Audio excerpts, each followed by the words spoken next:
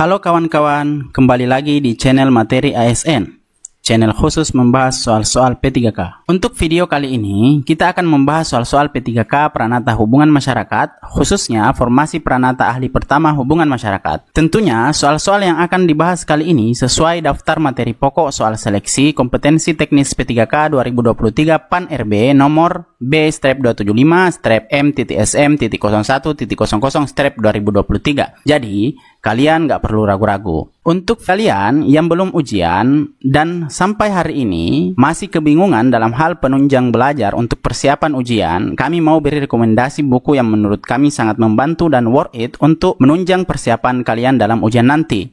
Untuk linknya silakan cek di kolom komentar. Sebelum masuk ke soal-soal, jangan lupa subscribe, like, dan share sebagai bentuk support kalian untuk channel ini. Nomor 1. Dalam mengukur efektivitas kegiatan publisitas, salah satu indikator yang dapat digunakan adalah A. Jumlah pemberitaan positif tentang pemerintah, B. Jumlah pengikut atau like di media sosial, C. Jumlah penjualan produk pemerintah, D. Semua jawaban benar. Jawaban yang paling tepat adalah D, yaitu semua jawaban benar.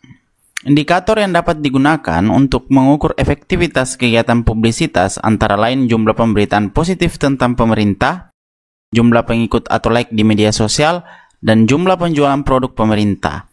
Jumlah pemberitaan positif akan menunjukkan respon positif dari masyarakat terhadap kegiatan yang dilakukan pemerintah. Sedangkan jumlah pengikut atau like di media sosial dan jumlah penjualan produk pemerintah dapat mengindikasikan tingkat minat dan dukungan dari masyarakat. Nomor 2. Pemerintah melakukan kegiatan publisitas untuk tujuan A. Meningkatkan kesadaran masyarakat terhadap kebijakan dan program pemerintah, B. Meningkatkan keuntungan pemerintah dari penjualan produk, C. Meningkatkan popularitas pemerintah, D. Semua jawaban benar. Jawaban yang paling tepat adalah A, yaitu meningkatkan kesadaran masyarakat terhadap kebijakan dan program pemerintah. Penting untuk kita ketahui bahwa tujuan dari kegiatan publisitas yang dilakukan pemerintah adalah untuk meningkatkan kesadaran masyarakat terhadap kebijakan dan program pemerintah. Publisitas bertujuan untuk menyampaikan informasi yang relevan, membangun pemahaman dan dukungan masyarakat terhadap kebijakan dan program yang akan dilaksanakan pemerintah. Nomor 3. Salah satu langkah yang harus dilakukan dalam mengelola krisis publisitas adalah A. Memberikan respons cepat dan transparan, B. Menutup saluran komunikasi dengan masyarakat, C. Menyalahkan pihak lain atas terjadinya krisis, D. Semua jawaban benar. Jawaban yang paling tepat adalah A, yaitu memberikan respons yang cepat dan transparan. Penting untuk kita ketahui bahwa salah satu langkah yang harus dilakukan dalam mengelola krisis publisitas adalah memberikan respons yang cepat dan transparan. Dalam situasi krisis, penting bagi pemerintah untuk memberikan informasi yang jelas, akurat, dan transparan kepada masyarakat untuk menghindari spekulasi dan penyebaran berita yang tidak benar.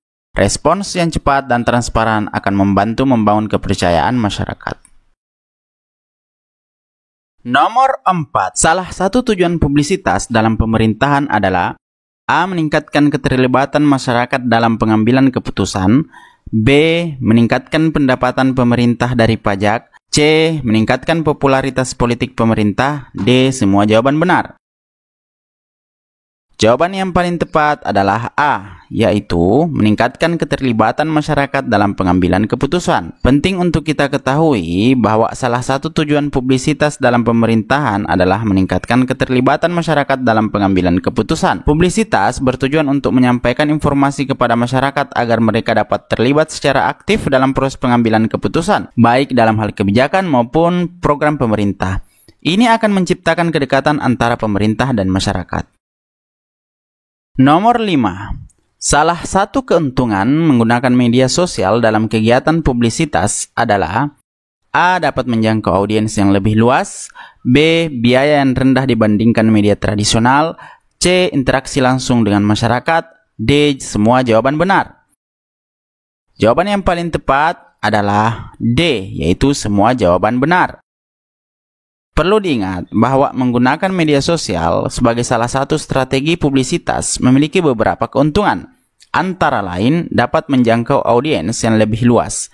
biaya yang rendah dibandingkan media tradisional, dan interaksi langsung dengan masyarakat. Media sosial merupakan platform yang populer dan sangat berpengaruh dalam menyampaikan pesan kepada masyarakat. Nomor 6.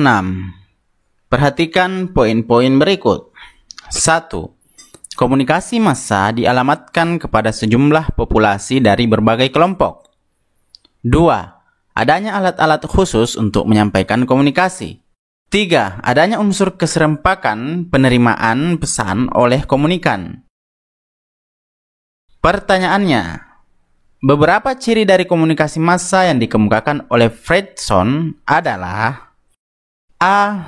Nomor 1 dan 2, B. 1 dan 3, C. 2 dan 3, D. 1, 2, dan 3. Jawaban yang paling tepat adalah D, yaitu nomor 1, 2, dan 3. Penting untuk diingat bahwa ciri komunikasi massa yang dikemukakan oleh Fredson ialah yang pertama, komunikasi massa dialamatkan kepada sejumlah populasi dari berbagai kelompok. Selanjutnya, adanya alat-alat khusus untuk menyampaikan komunikasi. Dan yang terakhir, adanya unsur keserempakan penerimaan pesan oleh komunikan.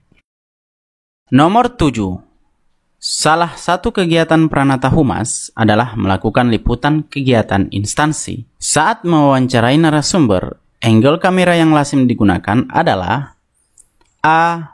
Bird A, B. High angle, C.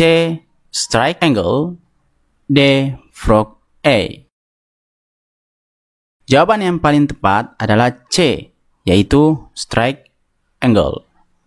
Nah, penting untuk kita ketahui bahwa sudut pandang strike angle atau A level atau normal angle dibuat sejajar dengan mata atau objek yang dibidik. Posisi kamera pun tidak miring ke atas maupun ke bawah. Posisi ini merupakan angle paling netral dan sudut pandang yang dihasilkan pun paling jujur atau apa adanya. Untuk nomor 7 dan 8, kami sengaja memasukkan teknik fotografi atau seputar ihwal tentang fotografi. Karena ada beberapa kawan-kawan yang mengatakan bahwa soal tentang fotografi, baik itu secara teknis maupun secara teori, itu ada yang keluar. Cuman presentase keluarnya itu dari 90 soal, mungkin hanya 1 atau 2 soal saja. Tapi itu tetap teman-teman harus pelajari. Karena semakin banyak soal yang benar, semakin berpotensi teman-teman untuk mendapatkan NIP.